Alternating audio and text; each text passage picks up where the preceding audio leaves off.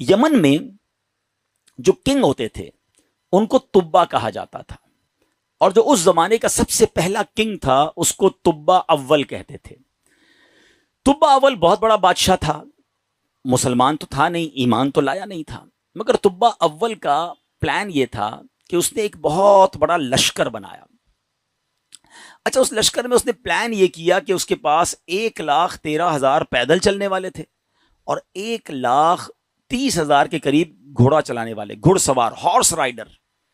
Try to imagine کتنا بڑا اس کا جلوس تھا، کتنا بڑا لشکر تھا۔ وہ اپنے پورے لشکر کو لے کر اس نے پوری دنیا کو ٹریول کرنے کا پلان کیا۔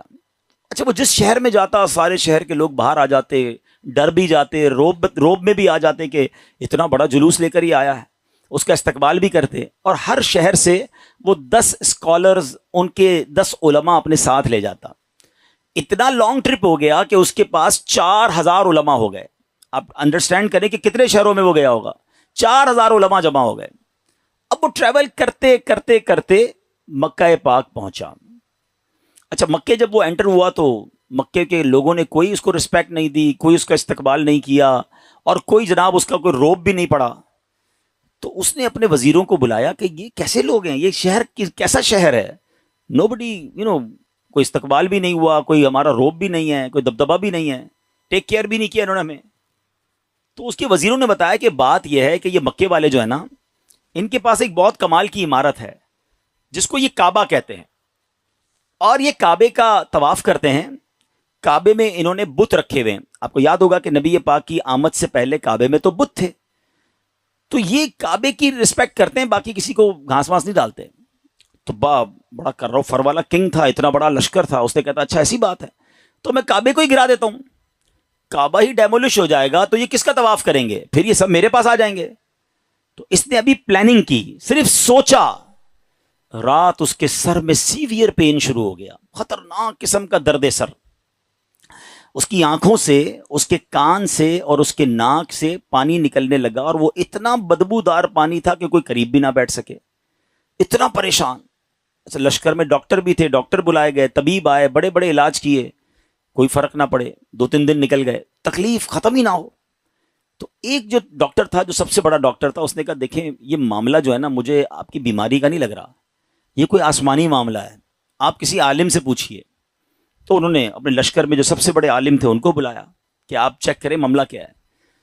تو انہوں نے کہا یہ بتاؤ کہ تم نے کوئی غلط خیال تو نہیں کیا اس شہر کے بارے میں، یہاں کے رہنے والوں کے بارے میں؟ اس نے کہا ہاں، میں نے تو پلان کیا تھا کہ کعبہ گرا دوں گا، یہاں کے مردوں کو قتل کر دوں گا، عورتوں اور بچوں کو قیدی بنا لوں گا۔ تو ان عالم دین نے کہا کہ نہیں، تم نے غلط کیا، تمہیں نہیں پتا کہ یہ کعبہ کیا ہے، اس کا مالک وہ خالق ہے، وہ مالک ہے کہ اگر اس کے بارے میں، کعبے کے بارے میں نیگیٹو سوچو گے تو برباد ہو جاؤ گے، فوراً توبہ کر لو ورنہ تم خود ہی برباد ہو جاؤ گے۔ کہا اچھا ایسی بات ہے۔ تبا نے توبہ کر لی، جیسے ہی توبہ کی تو اس کا سارا درد ختم ہو گیا، وہ فریش ہو گیا، اس کی طبیعت ٹھیک ہو گئی۔ تو اب اس نے دین ابراہیمی اختیار کر لیا، اللہ پر ایمان لایا، اور اس زمانے میں حضرت ابراہیم کا دین چل رہا تھا، ابھی نبی پاک تو آئے نہیں تھے، اس نے دین ابراہیمی ایکسیپٹ کیا اور اس نے اللہ پر ایمان لے آیا۔ اچھا، اب وہاں سے پھر لشکر آگے چلا، اور چلتے چلتے چلتے ایک ایسی بستی میں پہنچا جہاں کھجور کے درخت تھے، بڑی خوشگوار وادی تھی، اور وہاں انہوں نے پڑاؤ ڈالا۔ اچھا، اس لشکر میں جو علماء تھے انہوں نے اپنی کتابیں نکالی، ان کے پاس آسمانی کتابیں تھیں، وہ پڑھتے گئے اور کہنے لگے یہ تو وہی جگہ ہے جہاں ہماری کتابیں بتاتی ہیں جہاں اللہ کے آخری نبی ہجرت کر کے آئیں گے۔ یعنی اس کا مطلب وہ ڈھونڈتے ڈھونڈتے آج کے مدینے میں پہنچ گئے تھے، جس کو آج ہم مدینہ کہتے ہیں نا، یہ وہاں پہنچ گئے تھے۔ تو 400 علماء نے کہا کہ بھائی ہم تو یہ جگہ چھوڑ کے نہیں جائیں گے، پتہ نہیں کب نبی پاک آ جائیں، اب ہم نے یہیں ٹھہرنا ہے، اگر تبا رہنے دے گا تو ٹھیک ہے، بے شک ہماری بوٹی بوٹی کر دے، ہم نے یہ شہر چھوڑ کے نہیں جانا۔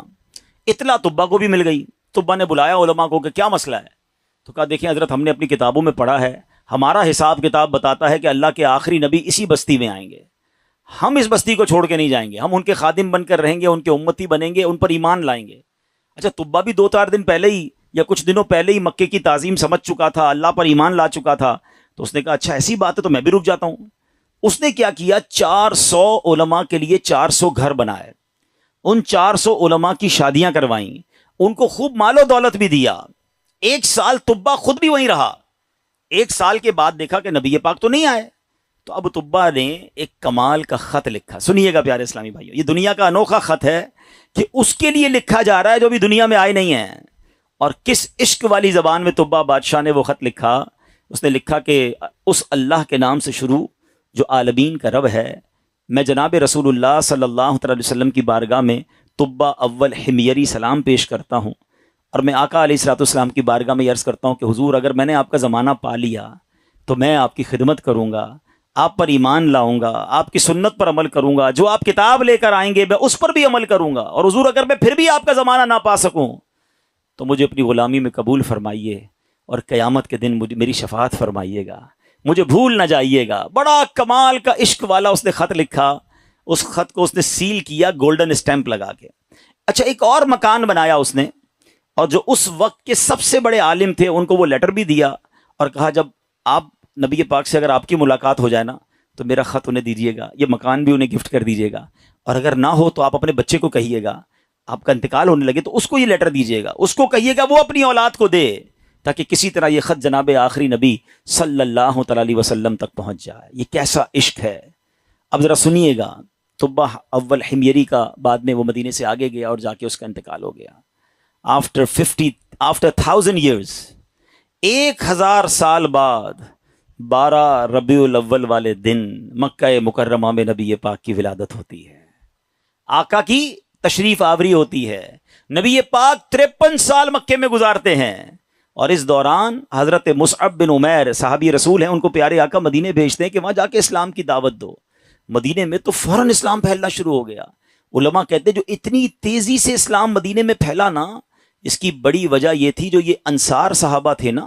مدینے والوں کو کیا کہتے ہیں؟ انصار. مکے والوں کو کیا کہتے ہیں؟ مہاجرین. تو جو انصار تھے نا یہ سارے انہی 400 علماء کی اولاد میں سے تھے.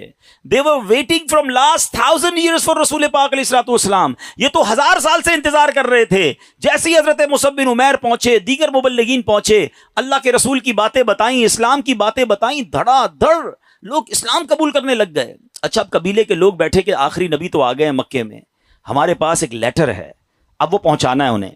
انہوں نے مشورہ کر کے, ایک صحابی تھے ان کا نام تھا حضرت ابو لیلہ انصاری رحمت رضی اللہ تعالیٰ عنہ, ان کو کہا کہ آپ جائیے, جا کے مکے میں نبی پاک کو یہ خط دے کر آئیے.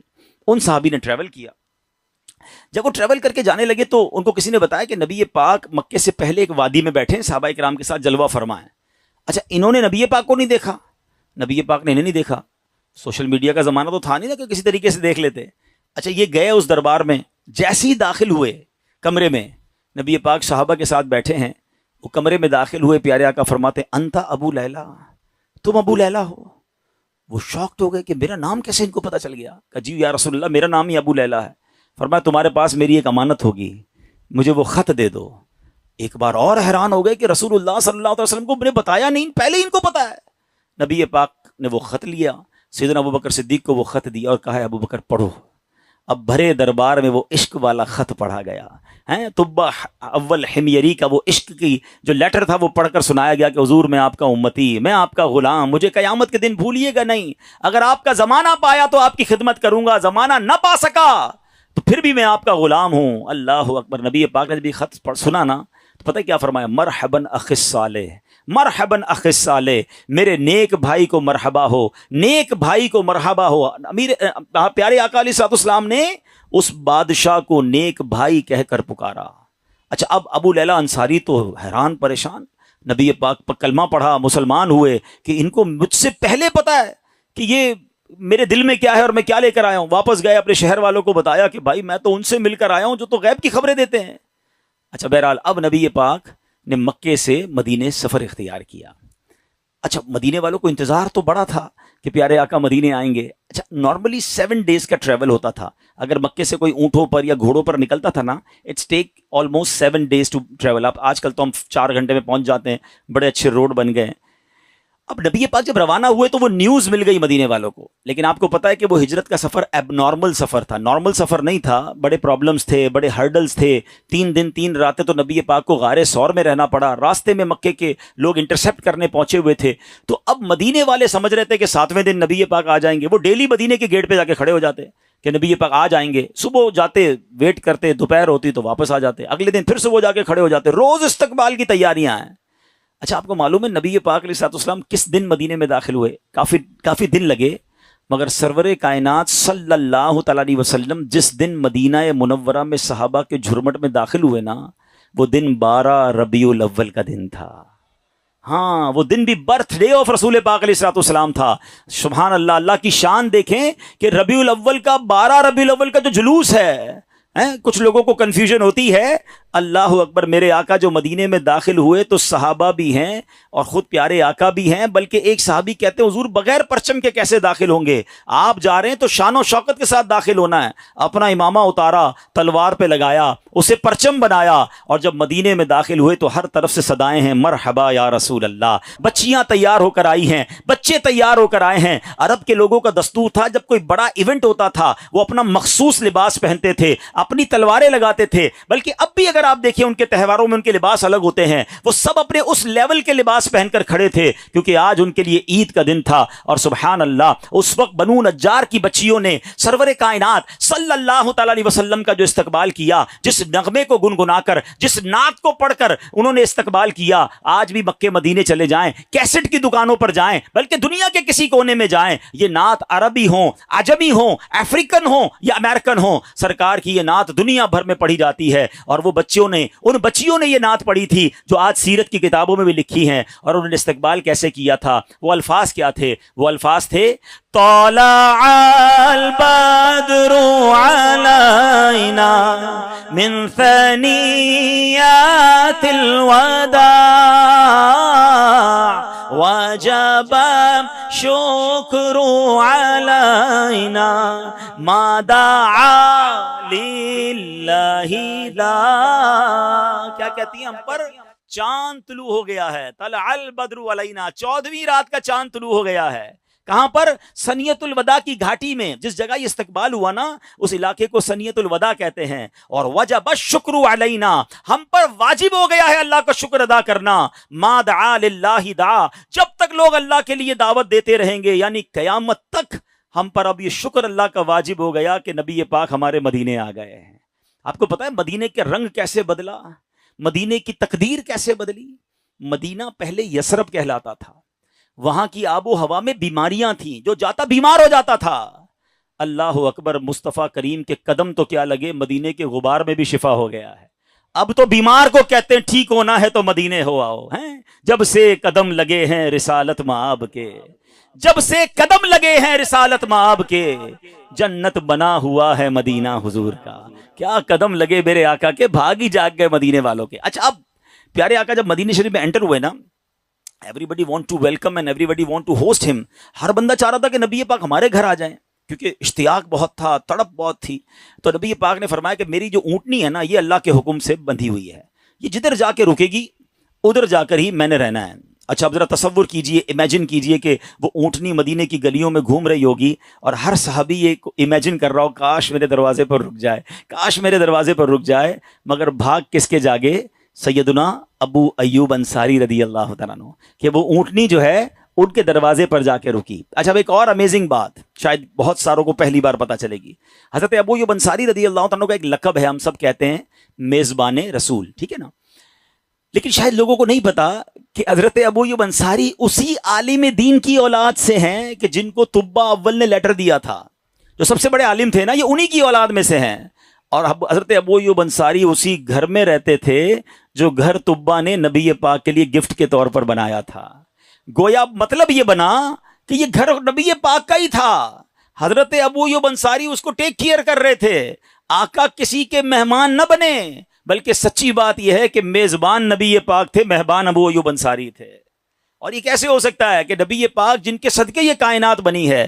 امام عشق و محبت اعلیٰ حضرت بڑا کمال کا شعر لکھتے ہیں، آپ فرماتے حضور یہ کائنات جب آپ کے لیے بنی ہے، آپ کی وجہ سے بنی ہے، تو پھر سارا زمانہ تو اس میں مہمان ہوا نا، اصل میزبان تو آپ ہیں۔ آپ کہتے ہیں آسمان خان زمین خان زمانہ مہمان، آسمان خان زمین خان زمانہ مہمان، صاحب خان نالا کب کس کا ہے تیرا تیرا صاحب خواہ، نالا کب کس کا ہے تیرا۔ اب یہ عشق والی داستان سیکھنے کو کیا مل رہا ہے کہ یہ شان ہے میرے مصطفیٰ کی کہ دنیا میں آئے نہیں ہیں مگر چاہنے والے موجود ہیں، دیوانے موجود ہیں، سرکار پر سب کچھ نچھاور کرنے والے موجود ہیں۔ جبھی تو شاعر کہتے ہیں ایک میں ہی نہیں ان پر قربان زمانہ ہے، جو رب دو عالم کا محبوب یگانہ۔